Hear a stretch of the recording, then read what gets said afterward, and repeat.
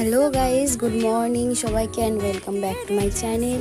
তো আজকে সকালে শুরুটা করলাম এক গ্লাস জল খেয়ে।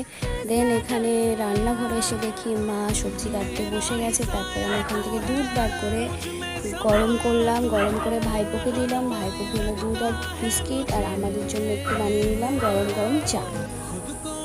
তারপর সেটাকে আমি ঢেলেও নিলাম। আমরা ছিলাম আজকে 3 জন, মানে আমি, মা আর দাদা ছিলাম। তো আমাদের 3 জনের জন্য এখানে চা নিয়ে নিলাম।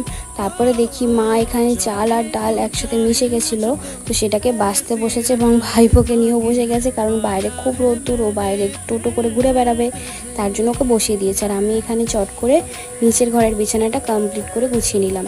তারপরে দেখি এখানে অনেক জামা কাপড় পরেছিল, সেগুলোকে কেচে নিলাম, কারণ মাকে বললাম আজকে তোমাকে কাচতে হবে না, আমি কেচে নিচ্ছি। দেন সেগুলোকে শুকাতে দিয়ে দিলাম। তারপর সেই মেহেন্দি পাতা দেখেছিলে তোমরা আগের একটা ব্লগে, সেগুলো তো শুকানো দেওয়া ছিল। এবার মা বললো একটু যা নেড়ে চেড়ে দিয়ে আয়।